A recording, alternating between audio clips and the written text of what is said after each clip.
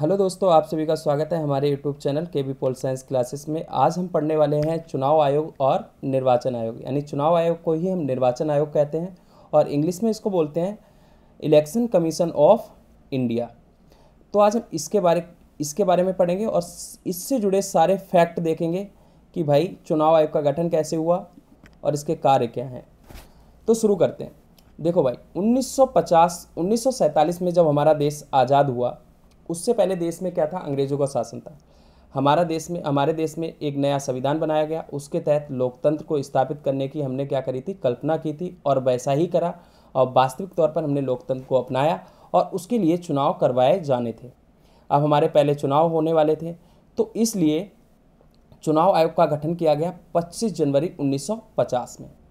But ये जो प्रावधान था हमारे संविधान में रखा गया था कि भाई लोकतंत्र को अमल में लाने के लिए चुनाव की बहुत आवश्यकता होगी, चुनाव कराए जाएंगे और जिसके द्वारा लोग अपने प्रतिनिधि चुनेंगे। इसलिए संविधान में एक प्रावधान रखा गया जिसके तहत चुनाव आयोग का गठन किया गया 25 जनवरी 1950 में।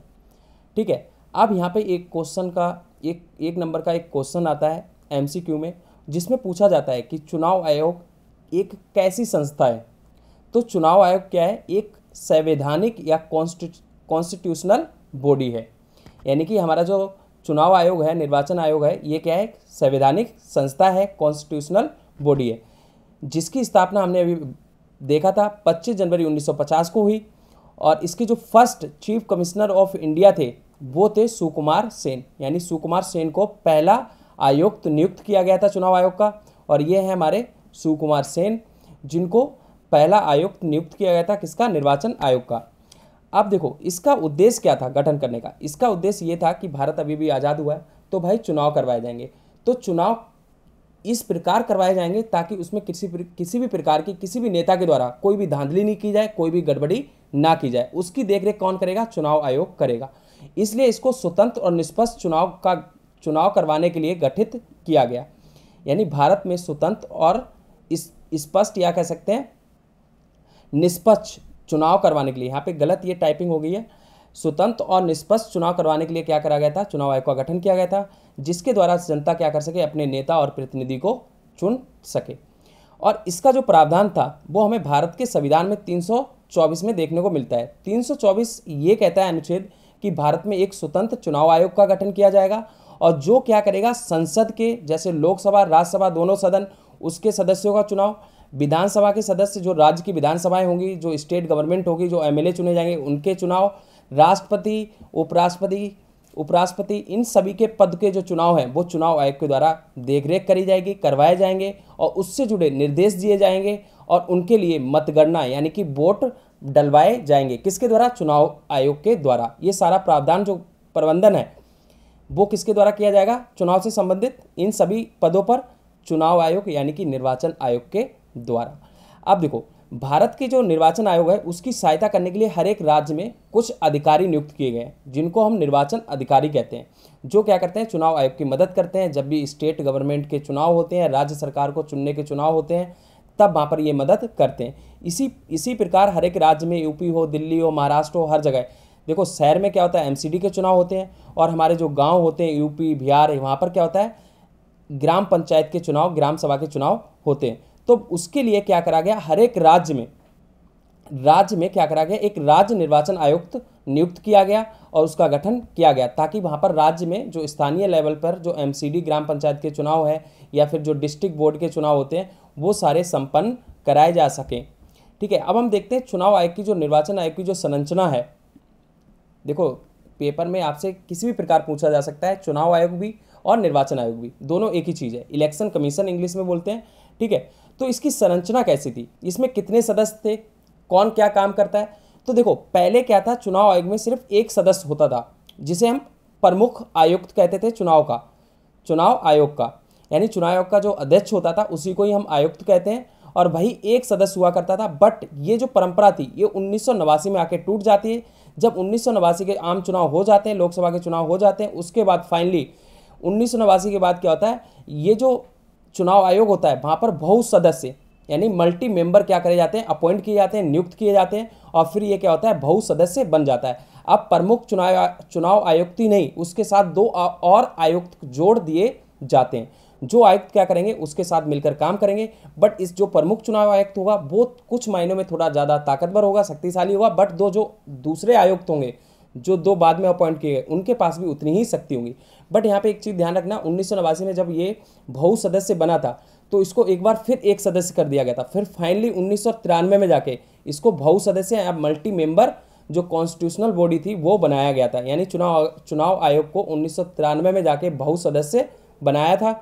यानी कि इसके एक से ज़्यादा जो मेंबर थे वो अपॉइंट किए गए थे 1993 में। जब से लेकर अब तक ये बहु सदस्य है। आज भी 3 इसके आयुक्त हैं। जो प्रमुख आयुक्त हैं, जो प्रमुख यानी कि जो मेन आयुक्त हैं वो हैं हमारे राजीव कुमार, ठीक है, वर्तमान। और जो 2 अन्य आयुक्त हैं वो हैं गणेश कुमार और डॉक्टर सुखवीर, ये 2 लोग हैं, ठीक है। और मुख्य जो निर्वाचन आयुक्त होता है वो क्या करता है, चुनाव आयोग की अध्यक्षता करता है।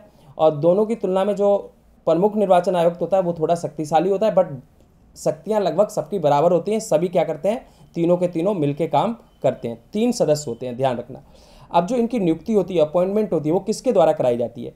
जो इनकी नियुक्ति होती है वो राष्ट्रपति के द्वारा की जाती है। और ये तब की जाती है जब मंत्रिपरिषद जो प्रधानमंत्री के द्वारा बनाई गई है, जो सरकार की मंत्रिपरिषद होती है, जो सरकार चला रही है, उसके द्वारा वाद विवाद करके, परामर्श करके, विचार विमर्श करके कुछ नाम तय किए जाते हैं। उन नामों में से किसी एक नाम को जो इस पद के लिए योग्य है उसको राष्ट्रपति के पास भेजा जाता है। राष्ट्रपति उसको मंजूरी देता है, फिर वो क्या होता है, नियुक्त कर दिया जाता है।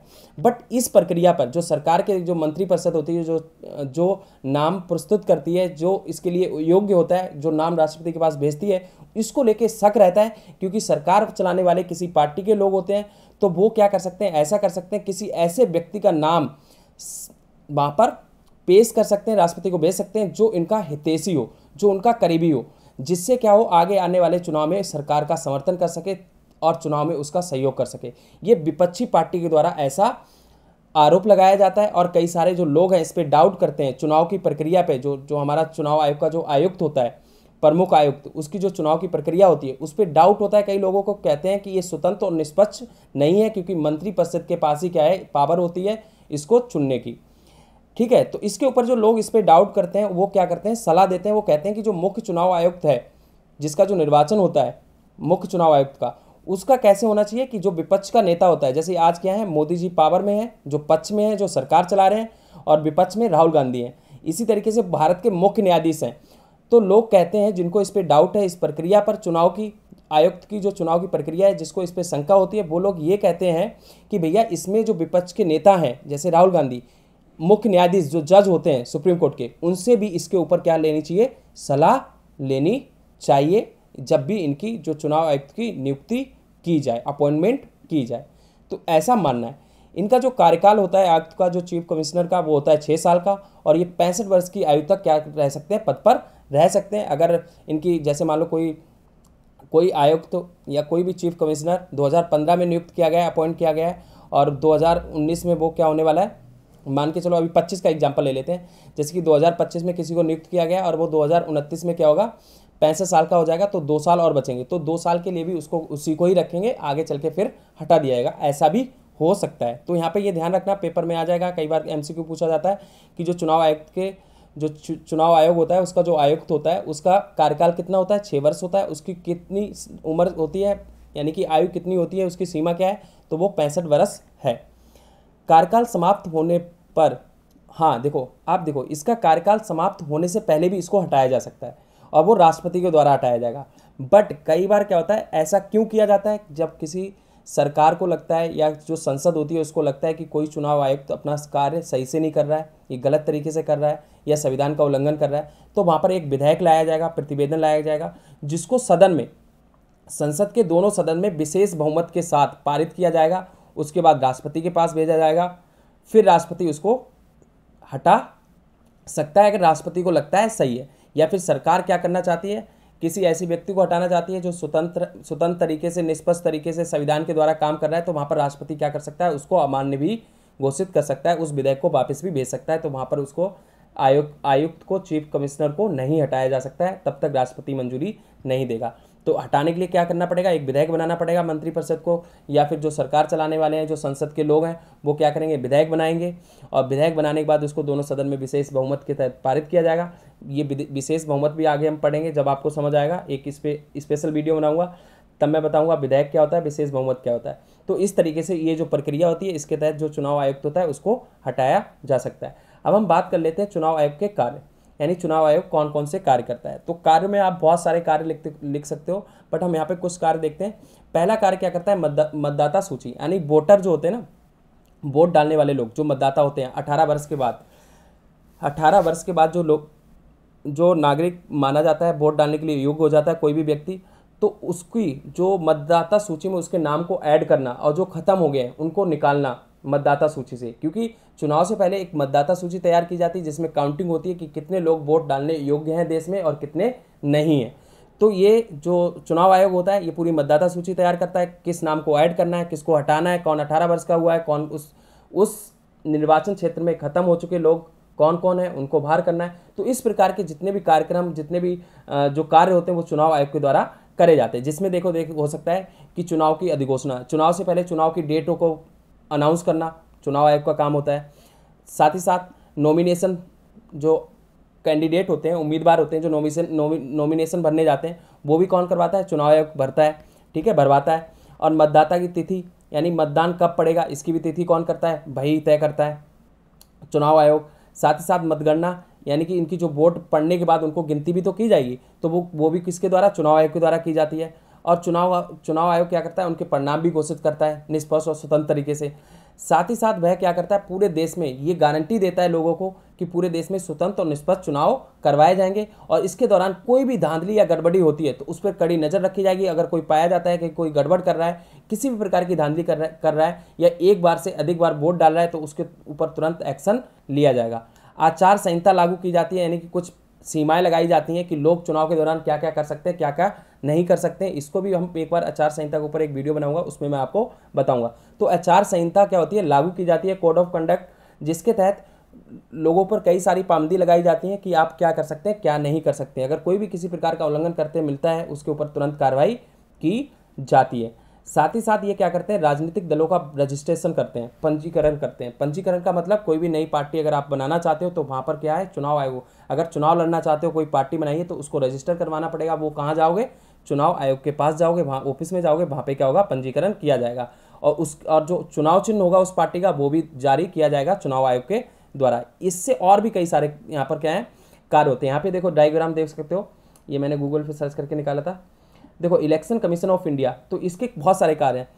डिवीजन ऑफ कॉन्स्टिट्यूंसी, यानी निर्वाचन क्षेत्र में पूरे देश को बांटना है ना, कहाँ पर कितनी सीटों पर चुनाव करवाए जाएंगे, किस राज्य में कितनी सीटें होंगी, ये सारा कौन करता है, इलेक्शन कमीशन करता है। और जो बैलेट वोट हैं, यानी कि कई सारे लोग तुमने देखा होगा ख़त्म हो जाते हैं, एक्सपायर हो जाते हैं, मर जाते हैं, तो उनको लिस्ट से हटाना और जोड़ना नए को, ये सारा काम भी इन्हीं का। ये notified dates and schedules of election, ये क्या करते हैं, शेड्यूल तैयार करते हैं और डेट अनाउंस करते हैं। सारे चुनाव से संबंधित जितनी भी चीज़ें होती हैं ये सब करते हैं। जैसे डेट अनाउंस कर दी, या 4-5 महीने पहले ही घोषणा कर दी जाती है कि यहाँ इन क्षेत्रों में क्या होगा, चुनाव करवाए जाएंगे, किस तारीख को क्या चीज़ होगी, ये पूरा शेड्यूल तैयार करते हैं कौन, चुनाव आयोग। और ये तो अभी हमने पढ़ लिया, preparing up to date list of the all the ballot voters, declare the election result. अब क्या करते हैं, जो इलेक्शन है उसके मैं सारे कार्य बता चुका हूँ, वही सारी चीज़ें हैं, ठीक है। आचार संहिता का कोड ऑफ कंडक्ट को लागू करना, ठीक है, ये सारी चीज़ें। तो ये था हमारा निर्वाचन आयोग, जो आपको आई होप समझ आया होगा। वीडियो देखने के लिए बहुत ही बहुत धन्यवाद। मिलते हैं नेक्स्ट वीडियो में, तब तक